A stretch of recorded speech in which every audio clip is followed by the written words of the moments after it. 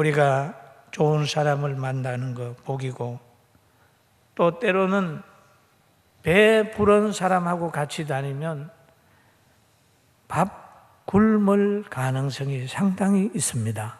왜냐하면 자기 배가 부르니까 남의 배도 부른 줄 알기 때문이거든요.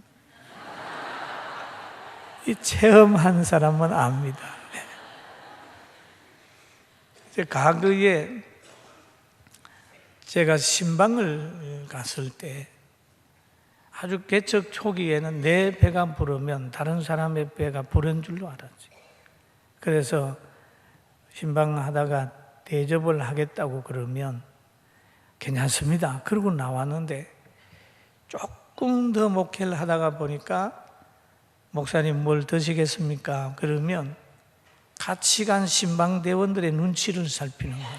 이렇게 보고 나는 배가 불러도 같이 간 동행이 배가 고프다고 생각이 들면 이해해 주십시오 라고 하고 앉아서 이 대접받게 하고 그렇게 올 때가 있습니다.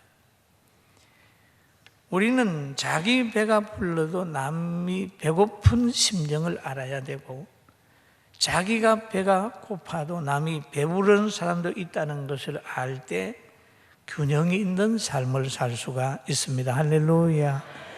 그리고 요즘에 많은 사람들이 그래요. 투명해야 된다, 진실해야 된다, 바르게 해야 된다, 서민을 생각해야 된다, 막 그렇게 말하는 사람 보면 가만히 들여다보면 별로 투명하지도 않고 별로 진실하지도 않으면서도 입으로만 그래요. 상대를 배려하지 아니하고 자기만 생각을 하는 것들이 많이 있습니다. 여러분, 분별력이 있어야 세상에서 행복하게 살 수 있습니다. 할렐루야. 아멘. 그리고 우리는 예수님을 보면서 제자들이 고난당하는 거 지나쳐버리지 않고 물리로 걸어와서 제자들을 보호하신다. 유령이라고 평가를 받는다 할지라도 예수님은 그들에게 다가가서 내니 두려워하지 말라라고 말씀하셨다. 그렇게 봅니다. 여러분, 병든 사람에게는 예수님께서 만병의 의사로 찾아오시고, 고통당하는 사람에게는 위로자로 찾아오시고, 고아와 가부에게는 보호자로 찾아오십니다. 고난당하는 제자들에게는 그 고난 속에서 건져주고 평안을 주시기 위해 찾아오시는 건데, 오늘도 우리를 찾아오셔서 우리에게 평안을 주시길 원하는 그 주님 만나고 영접하게 되길 주의 이름으로 축원합니다. 오늘 이 성경을 보면은 마태복음 14장 27절에 이렇게 기록이 되어 있습니다. 예수께서 즉시 이르되 안심하라, 너희 두려워하지 마라. 나니 두려워하지 마라. 유령이라 하고 제자들이 두려워하는 걸 알고 안심하라. 나 유령 아니야. 풍랑도 두려워하지 마라. 침몰될까 봐도 두려워하지 마라. 염려하지 마라. 물이 너를 삼키지 못한다. 구약 성경에 보면 택한 백성에게 이사야 선지자가 말씀한 내용이 있습니다. 이사야 43장 2절에 보니까 우리 같이 한번 볼까요? 너가 물 가운데 지날 때에 내가 너와 함께 할 것이라. 강을 건널 때에 물이 너를 침몰하지 못할 것이며 너가 불 가운데로 지날 때에 타지도 아니할 것이라. 불꽃이 너를 사르지도 못하리니. 할렐루야. 사실 이 말씀대로 이스라엘 백성이 홍해를 건널 때 홍해물이 이스라엘 백성을 삼키지 못했어요. 그러나 바로의 군대는 다 물에 빠져 죽었습니다. 그리고 다니엘의 세 친구 사드락과 메삭과 아벳노고는 그 왕의 신상에 절하지 않으려고 하다가 불못불에 떠밀려 들어갔을 때에 그 불못불에 타지 않았습니다. 하나님은 자기 백성들을 항상 보호하시는 거죠. 물도 두려워하지 말고 불도 두려워하지 마라. 주님이 나와 동행하는 것만 하긴 하면 모든 것을 이길 수 있는 거예요. 할렐루야. 성경에 두려워하지 말라고 하는 말이 365번 나온다고 합니다.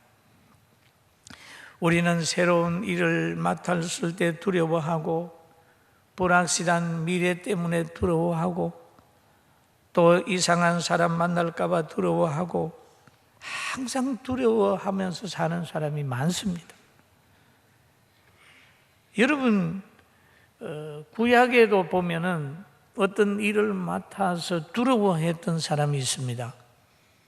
모세가 이스라엘 백성을 이끌고 광야를 쭉 통과하고 가나안에 들어가기 직전에 하나님의 부름을 받았습니다. 그럴 때 모세의 시종 여호수아가 이스라엘의 지도자가 됩니다. 그래서 여호수아의 마음속에 두려움이 생겼습니다. 그럴 때 하나님께서 여호수아에게 말씀하시기를 두려워하지 마라. 그리고 좌로나 우로나 치우치지 말아라. 내가 너와 함께 함이니라 라고 하는 말씀을 하셨어요.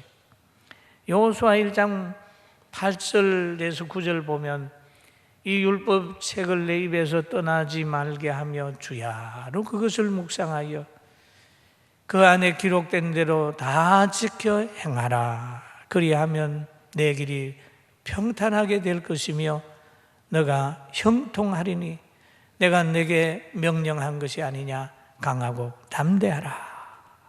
하나님의 뜻은 뭐냐? 강하고 담대하는 거예요. 할렐루야. 따라합시다. 강하고 담대하라. 할렐루야. 이 강하고 담대하라. 이게 지도자의 하나의 가지고 있는 마음가짐. 강하고 담대하라. 놀라지 말며 너가 어디로 가든지 내 하나님 여호와께서 너와 함께 하시느니라 라고 하는 동행의 약속을 해 주신 것입니다. 여호수아 때도 하나님은 두려움 없이 맡긴 일을 감당하라고 얘기를 합니다. 풍랑에 시달리던 제자들에게 와서도 내니 두려워하지 말라라고 얘기를 주님이 하셨습니다. 사랑하는 성도 여러분, 혹시 우리는 어떻습니까? 여러분 가슴에 지금 풍랑이 일고 있지는 않습니까? 여러분 가정에 지금 풍랑이 일고 있지는 않습니까? 사업체에 여러분이 살고 있는 곳에 풍랑이 일고 있지는 않습니까? 그것을 극복하기 위해서 지금 몸부림하고 계시지는 않습니까? 가슴에서 일어나는 것이나 가정에서 일어나는 것이나 바다에서 일어나는 것이나 직장에서 일어나는 것들을 어떻게 극복하시겠습니까?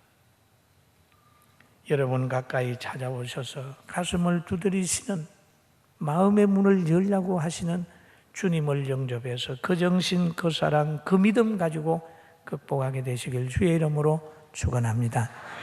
가정에 풍랑이 올 때 주님의 말씀만 가지면 아내와 남편은 서로 간에 자존심 빼고 처음에 사랑으로 시작했던 그 마음 가지고 간다면 풍랑이 잔잔하게 될 줄로 믿습니다. 요즘에 보면 저 중동 지방의 교회들이 이제 공격을 당하게 되고 성도들이 테러를 당하게 되는 것을 봅니다. 여러분, 교회가 무슨 잘못이 있습니까? 성도들이 무슨 잘못이 있습니까? 이 세상에서는 이유 없이 교회가 범죄 집단처럼 그렇게 어려움을 당할 때가 많이 있습니다. 우리가 이런 현상을 보면서 그러지요. 아이고, 자기 역할을 못해서 그래. 섬김과 나눔을 실천하지 않아서 그래. 이렇게 말하는 사람도 있을 수 있습니다. 그러나 또 세상의 빛과 소금 못 돼서 그래. 이렇게 단정 짓는 사람도 있을 수 있습니다만 여러분, 세상이 악해지면, 세상이 어두움을 좋아하면, 빛을 바라면 바랄수록 더 미움의 대상이 되는 거예요. 할렐루야. 여러분 저 공산주의 가서 예수 믿고 구원받으세요. 하나님 살아계십니다. 그러보세요. 당장 끌려가서 처형당할 수도 있습니다. 이 세상의 무신론자들이 판을 치는 곳에는 하나님의 이름을 부르고 하나님의 존재를 인정하는 그것 때문에 다 미움을 받습니다. 그렇기 때문에 세상의 평가나 무신론자들의 대적이나 이런 것들 때문에 고민하지 말고 저 바다 가운데 우뚝 선 섬처럼 파도가 팍 할 때라도 움직이지 않고 꿋꿋하게 서서 진리 지켜가면서 신앙생활을 하는 여러분 되길, 우리 모두 되길 주의 이름으로 축원합니다. 아멘. 그 당당하라. 저 파도가 뭐라고 온다고 할지라도 온다고 그냥 타협해버리고 양보해버리고 위축돼버리면 그건 하나님이 기뻐하지 않는 거예요. 혹 잘못이 드러나면 회개하고 말씀으로 돌아가고 기도하고 우리의 삶을 아름답게 잘 만들어서 하나님과 사람에게 더더욱 사랑받는 우리 모두가 되기를 주의 이름으로 축원합니다. 그리고 예수님을 만나는 사람은 평안했습니다. 기쁨이 있었습니다. 오늘 물리로 걸어오신 예수님을 딱 만난 다음에 베드로가 이렇게 얘기를 합니다. 마태복음 14장 28절 같이 봅니다. 베드로가 대답하여 이르되 만일 주시거든 나를 명하사 물리로 오라 하소서. 그 말은 내니 두려워하지 마라 라고 하는 주님의 말씀을 들은 후에 베드로가 주여 만일 주시거든 나를 명하사 물리로 걸어오라 하소서라고 얘기를 합니다. 베드로는 어부입니다. 갈릴리 바다 너무 잘 압니다. 물에 들어가면 빠질 줄도 압니다. 그런데 예수님에게 부탁하기를 물리로 오라 하소서. 이 말은 주님이 오라고 하시면 자기도 걸어서 갈 수 있다는 믿음이 있었어요. 할렐루야. 예. 그리고 오라 하시니 14절에 4장 29절에 보면 오라 하시니 베드로가 배에서 내려 물 위로 걸어서 예수께로 가되 그랬습니다. 물 위로 걸어가요. 여러분 이번에 휴가 받아 저 바닷가에 가서 한번 걸어 보십시오. 물 위로 이렇게 걸어서 세 발자국만 걸어간 분 계시면 큰 상을 줄 준비를 할 테니까 못 걸어갑니다. 다 바다에 들어가면 빠지게 되어 있습니다. 그런데 베드로는 예수님이 오라고 하니까 예수님 바라보고 갔더니 물 위로 걸어갔어요. 걸어가다가 바람을 보고 무서워 빠져가는지라 소리질러 이르되 주여 나를 구원하소서 그랬습니다. 여기에 베드로라는 사람이 왜 위대하냐 하면 말씀을 실천하는 거예요. 주님이 하시는 것이면 나도 한번 해보고 싶다. 그래서 걸어가는 거예요. 체험적인 신앙이죠. 어떤 사람이 주일 성수했더니 뭐가 좋더라, 기도했더니 하나님이 응답했다, 전도하고 뭐 했다, 11조 했더니 하나님이 체험을 줬다. 이렇게 체험한 사람들 때문에 기독교가 박해를 이겨내는 거거든요. 어떤 요수에 보니까 어떤 뭐 교단에서는 11조 안 하는 사람은 성도로 인정 안 한다 이래가지고 조금 문제가 되는 걸로 제가 봤는데, 여러분 11조 안 해도 교회 나올 수 있어요. 여러분 베드로처럼 물 위로 오라 하소서 하고 안 걸어가도 배에 가만히 앉아 있어도 제자의 반열에 있는 거예요. 그러나 체험한 사람하고 안 한 사람하고는 다른 거예요. 만약에 저보고 11조 하지 말라 그러면 우리 집사람은 저하고 이혼하려고 그럴 겁니다. 왜냐하면 체험을 해. 처녀 때부터 체험을 해가지고 정확하게 그렇죠. 제가 어디서 교통비라도 좀 받아서 오면 목사님 11조 띄어야 되죠. 그럼 꼼짝없이 다 내놔야 됩니다. 왜? 체험한 사람은 되는데 체험 안 하게 되니까 점점 물리로 걸어가는 건 상상도 못하고 자기 이성에 붙들려서 있는 거죠. 여러분, 하나님 앞에 체험적인 신앙을 가지도록 기도하고 전도하고 주일 성수해서 하나님의 살아계심을 피부로 느끼게 되기를 주님의 이름으로 축원합니다. 아멘. 그래, 여기 보니까 주여 나를 구원하소서. 믿음으로 시작을 했는데 가다가 바람을 봤어요. 깜짝 놀라니까 예수님 보는 눈을 바람과 파도를 보니까 밑으로 쑥 빠져들어갑니다. 그럴 때 주여 나를 구원해달라. 말씀을 의지하고 나가다가 환경을 보고 두려워하면 그때부터 환경에 빠집니다. 예배당을 믿음으로 지어놓고 난 후에 계산만 하다가 보면 그만 머리가 이게 자꾸 빠지게 되지요. 그러나 믿음으로 시작했으면 믿음으로 가는 거예요. 아멘 안 하는 거 봐요.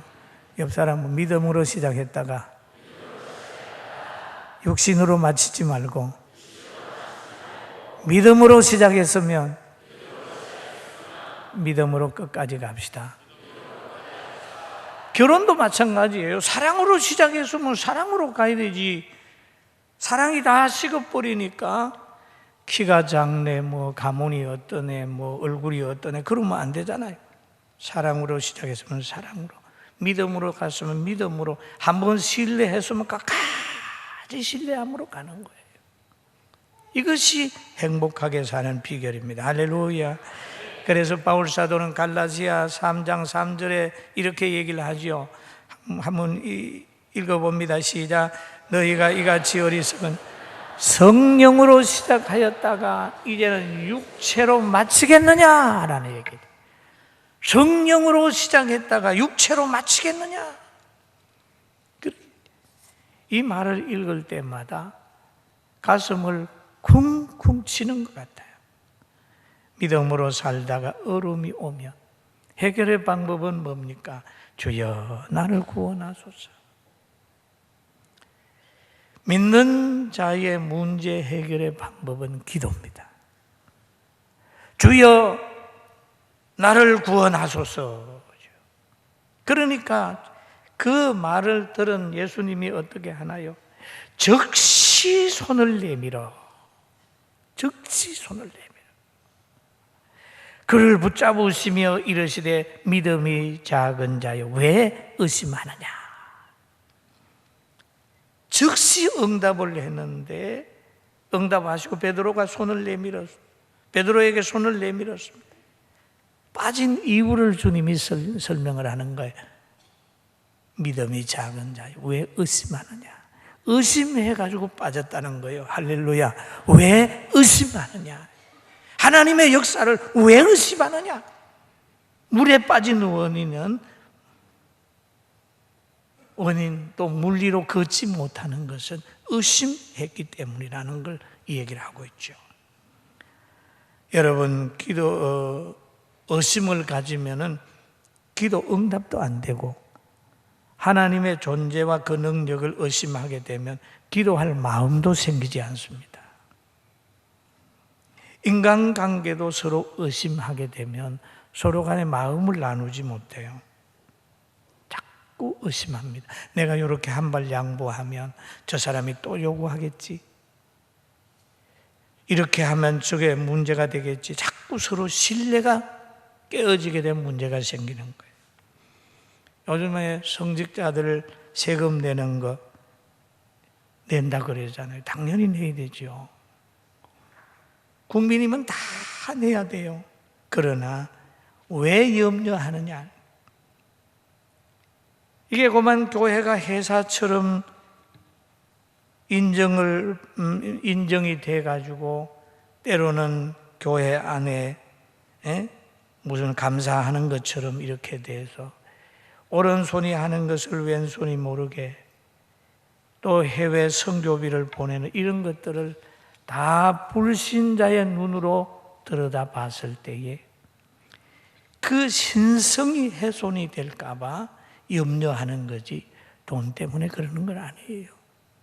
이 목회자들이 돈 때문에 그런다 하면 그거는 욕을 먹어야 되지만은 하나님의 정말 선교비를 보내고 영수증 보내라 누가 와서 배고프다고 그러는데 구제하고 나서도 그걸 가지고 영수증 달라고 그러는 그렇게 돼버리면 교회가 일반 회사같이 되기 때문에 염려해서 그러는 거지. 여러분 우리가 자원해서라도 세금 내고 나라 부강하게 만들어야 되잖아요. 할렐루야. 우리는 그런 자세로 지금 가는 거예요. 신성이 무시되게 되면은 교회는 나중에 가서 십자가 정신이 사라지는 거예요. 지금 목회자들 가운데 또 성도들 가운데 안 먹고 안 쓰고 십자가 지는 자세로 얼마나 헌신하는데 혹시 노동자 대우를 받는다면 그 열정이 식어버리면 어떻게 하나? 라고 하는 것 때문에 어른들이 염려합니다. 여러분 배에 물이 들어오게 되면 선장만이나 선주만 손해봅니까? 그 들어가 있는 모든 사람들이 다 생명의 위협을 느끼게 되는 거죠. 우리 이 사회를 보면서 어떻든지 그리스도의 신성이 유지되도록 하나님 앞에 기도하면서 가야 합니다. 할렐루야. 그러나 어떤 어려움이 있더라도 우리는 염려하지 않는다. 왜? 역사의 수레바퀴를 하나님이 돌리시고 시대마다 위기는 다 기회를 제공을 했습니다. 베드로의 물에 빠지는 위기는 기도하게 되고 기도하게 되니까 예수님의 손이 베드로에게 탁 잡히게 되는 거죠.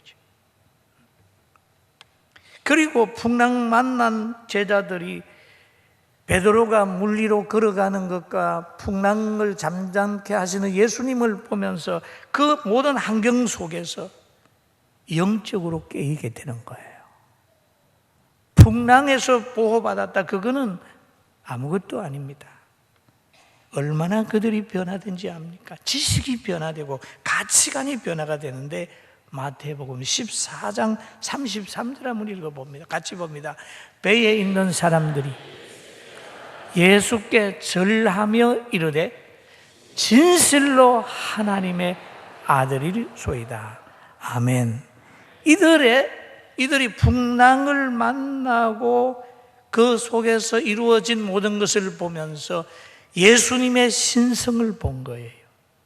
진실로 하나님의 아들이십니다.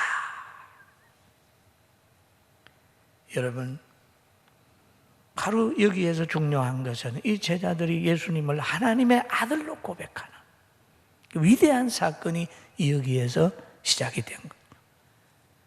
기적을 행하게 될 때마다 점점점 예수님의 신성이 보여집니다. 때로는 병들다가 들고 고침받은 성도들 중에 그럽니다. 나는 이번에 병을 앓고 나서 주님이 나와 함께 하는 것을 깨달았습니다. 주님이 내 기도를 들으시는 것을 깨달았습니다. 기도의 능력을 깨달았습니다. 고백하는 분들 많이 있지 않습니까? 사랑하는 성도 여러분, 어떤 환경에도 두려워하지 말고 믿음으로 시작했으면 믿음으로 가고 믿음으로 시작했던 것이 흔들려서 신앙이 흔들리든지 하나님이 주신 직분에 부담이 느껴지든지 할 때 낙심하지 말고 좌절하지 말고 주님 앞에 부르짖게 되길 주의 이름으로 축원합니다. 축원합니다. 그리고 예수님이 다가간 배에 두 종류의 사람이 있어요. 하나는 주님의 말씀을 의지하고 물 위로 걸어본 사람이 있는가 하면 앉아서 배에 가만히 앉아서 있다가 걸어보지도 못하고 남 하는 것만 보고 제자의 반열에 서는 사람도 있습니다.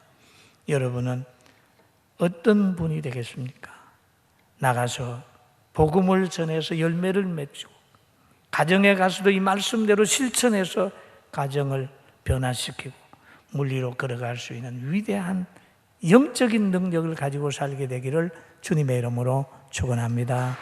아멘. 한번 따라 두려워하지 마라. 아멘. 이게 하나님의 뜻입니다. 기도하겠습니다.